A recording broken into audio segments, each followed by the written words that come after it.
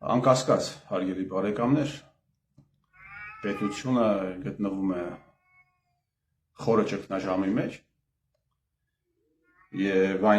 եւ սա արդյունք է այն քաղաքականության, որը տասնամյակներով վարել են Հայաստանի Հանրապետության իշխանությունները։ Եվ սա չափազանցություն չի։ Մի վիդեո է տեսա մի քանի շաբաթ առաջ, որտեղ զրուցում է Լևոն Տեր-Պետրոսյանը, Ալիև հայրը եւ նաեւ Վազգեն Սարգսյանն այնտեղ կանգնած։ Ու այդ երկխոսությունը ամբողջությամբ բնութագրում է Հայաստանի Հանրապետության իշխանությունների կողմից վարվող արտաքին եւ ներքին քաղաքականությունները։ Ալիև հայրը ասում է, այդ վիդեոն դուք կարող եք գտնել համացանցում,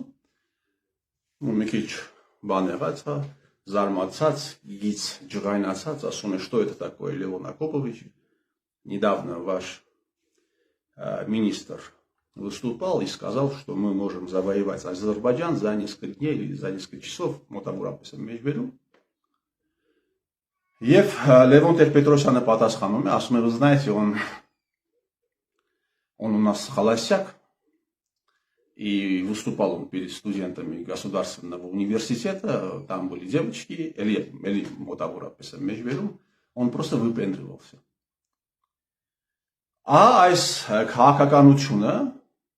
Հայաստանի Հանրապետության ներսում հանդես գալ մի հռետորաբանությամբ,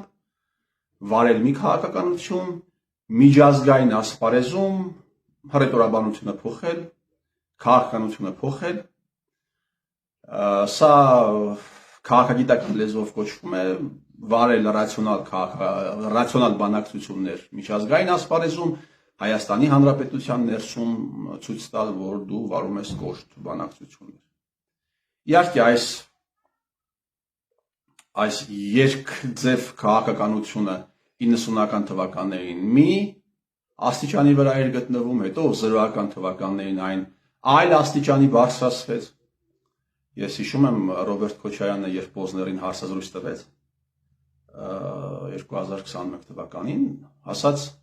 մենք ճիշտ է, ասում է,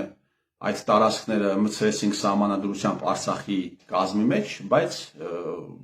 ենթադրում ենք, թույլ էինք տալիս այն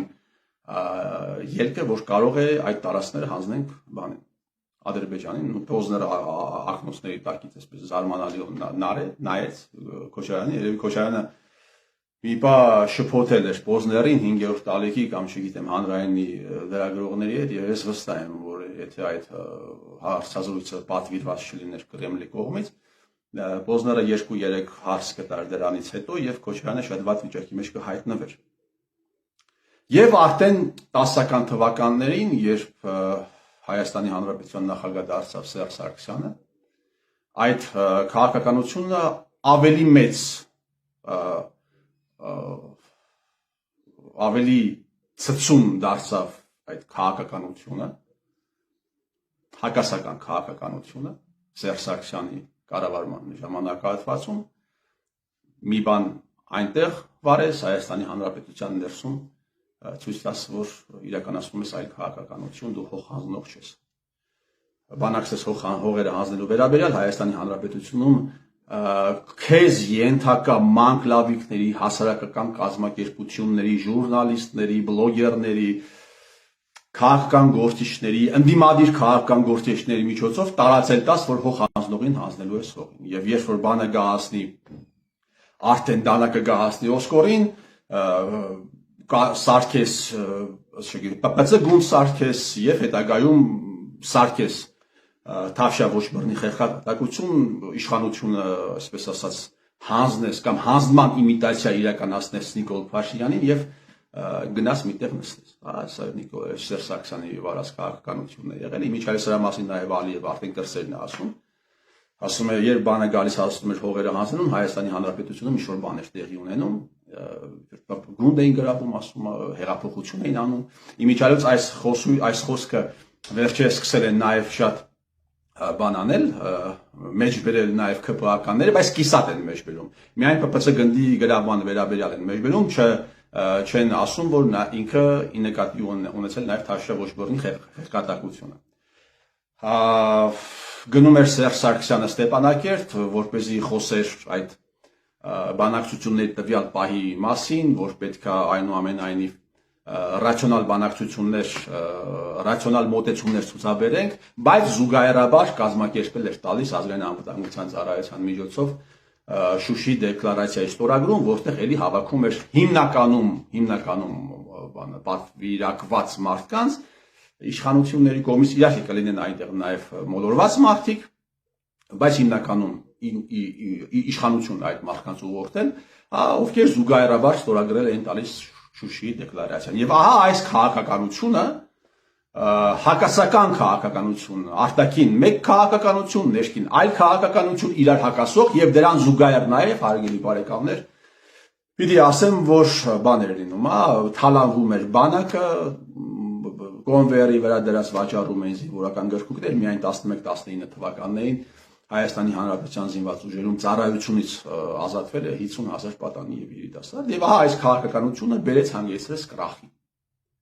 Այս քաղաքականությունը ունեցավ ողբերգական ուղղակի հետևանքներ։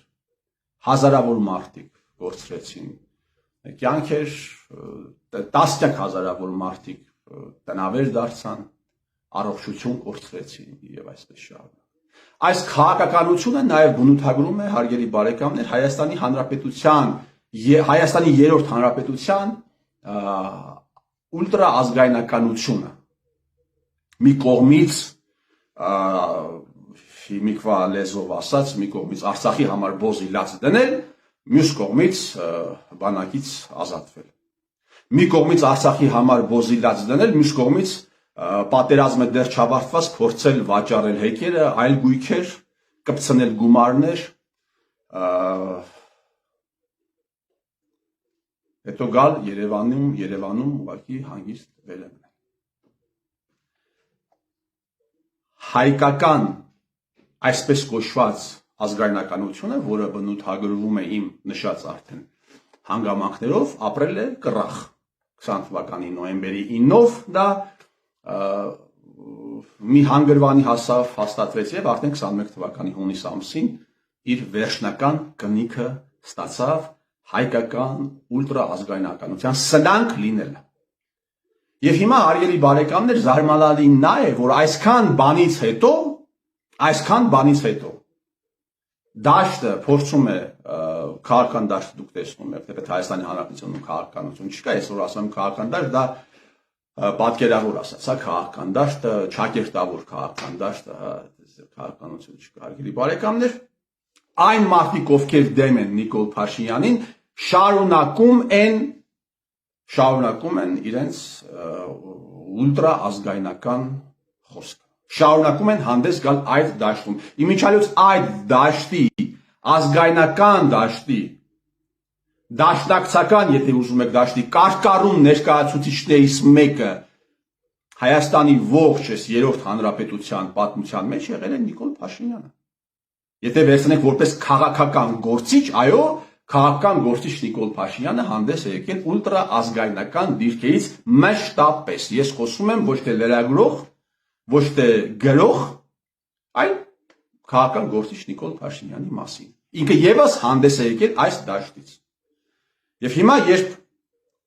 փորձում են հակառակվել Նիկոլին եւ շարունակում են այդ դաշնակցական, ազգայնական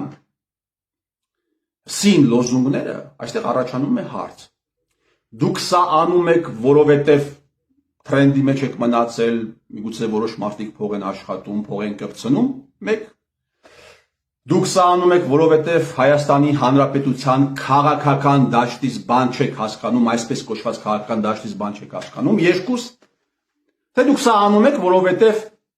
գործը անում եք Նիկոլ Փաշինյանին օգուտ տալու համար։ Ինչի համար եք սա անում, այս երեք տարբերակներից մեկը պիտի լինի։ Ինչի համար եք դուք անում այս ամենը, հարգելի բարեկամներ։ Բազմաթիվ ուժեր կան, հարգելի բարեկամներ։ բազմաթիվ գործիչներ կան, թե Հայաստանի Հանրապետությունում, թե Հայաստանի Հանրապետության սահմաններից դուրս, բազմաթիվ են, մեկը չի, երկուսը չի, 5-ը չի, 10-ը չի,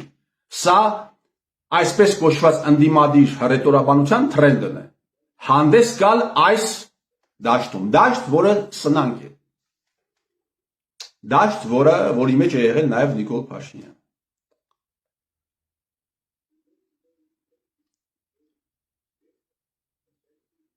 Նիկոլին հաղթելու համար նախ Նիկոլին պետք է հաղթես խոսքով։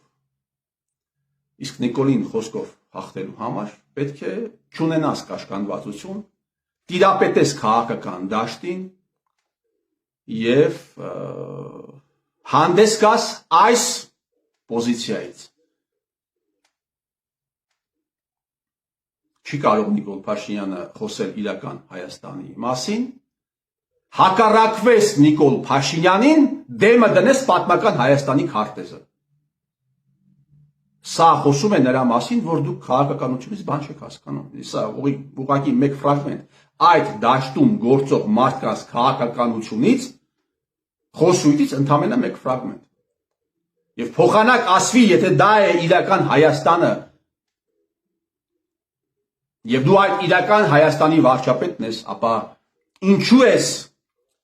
ուղարկել զորակոչը Արցախ, գիծ Ադրբեջան եւ սպանել տվել մի ողջ սերունդ ու հետագայում այդ մարդկանց ճանաչել օկուպանտ խուժան, դու սկսում ես բաժանել տալ մեծ հայտի քարտեզ։ Սա գործողություն է, որը տանում է դեպի փակուղի եւ որից օգուտ է քաղում միայն ու միայն գործող վարչակազմը։ Ես կարծում եմ, որ այս ամենաիրականացնողները չեն հասկանում ուղղակի։ Բայց ես վստահ եմ, որ դաշտում կան նաև մարդիկ, ովքեր ոչ միայն չեն հասկանում, այլ նաև այդ ազգայնական լոզունգներով փորձում են ջուր գումարներ կգցնել, աշխատել, չգիտեմ, եւ այսպես շարունակ։ Թող ամեն մարդ իր արածի համար իր խղճի առաջ պատասխան տա։ Այդ ուլտրաազգայնական հռետորաբանությունը հատկապես շատ է ներսում էլ է, բայց դրսում էլ շատ են, ազգայնական, ուլտրաազգայնական թուրքը կգա, ես պատմել եմ մի անգամ, թե ինչպես թուրք սպանել, թուրք ատել են սովորեցնում, ինձ մի անգամ, դա շատ է տեղի ունեցել, ուղղակի այդ ֆրագմենտը մնացել է իմ հիշողության մեջ, թուրք սպանել եւ թուրք ատել էին սովորեցնում ինձ մարդիկ, ովքեր ապրում են Գերմանիայում, որտեղ Սպլոշի ռյադը, ինչպես ասում են թուրքերեն, թուրքական ամենամեծ համայնքն էս մեկը է, ոչ ամենամեծ համայնքը Եվրոպայում, Գերմանիայում։ Մարդիկ գնում են, թուրքեր հետ ապրում են, բայց այնտեղից այստեղ թուրք սպանել են սովորեցնում։ Սա էլ իմիջիայլոց այս քաղաքականությունը, որի մասին ես խոսում եի, եւ նաեւ այս հռետորաբանությունը, այս խոսքը, այս մտածելակերպը կարելի է նաեւ անվանել լիցեմեր մտածելակերպ, երեսպաշտ մտածելակերպ, հա։